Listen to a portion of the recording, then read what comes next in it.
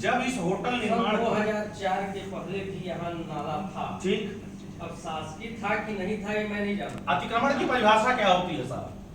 एक मिनट, 2004 के पहले अतिक्रमण की परिभाषा क्या होती है? मैं दूसरे की बात नहीं करता हूँ, मैं स्वयं देखा था। हाँ ठीक है, एक भी घर नहीं थे। ठीक है, एक वेस्पा एजेंसी थी यहाँ। ठीक है। इसके अलावा ये दो तीन दुकान थी ना, यहाँ घर नहीं था।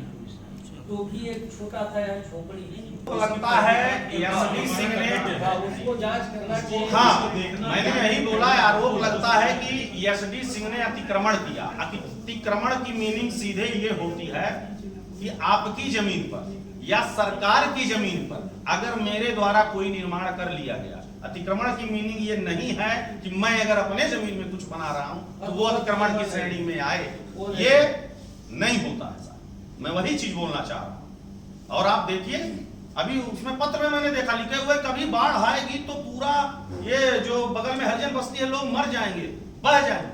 10 साल से बाढ़ नहीं आई तो अच्छा, 10 पानी नहीं गिरा।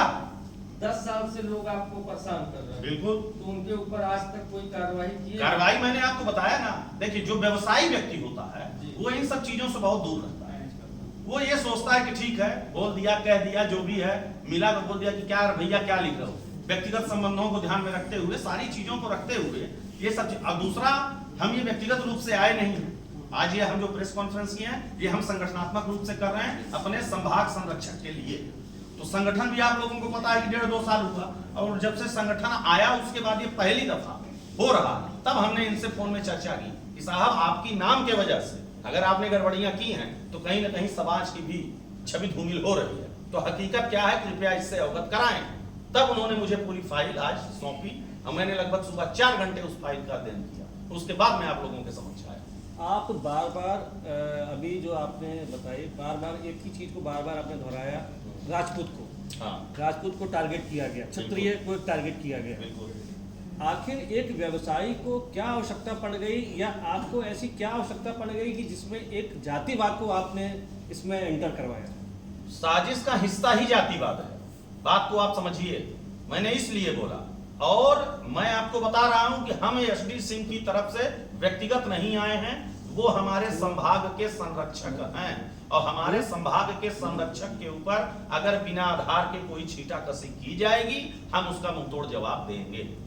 नहीं तो ये तो एक चीज ही हो गया कि वो एक व्यवसायी हैं, ठीक है, और उनकी एक ये निजी जमीन है जिस पर ये कहा जाता है कि अतिक्रमण किया गया है। ठीक है। इसका वो जवाब लगातार कई माध्यमों से मिल रहा है, और मीडिया के माध्यम से या जनता को वो आप जवाब देना चाहते हैं।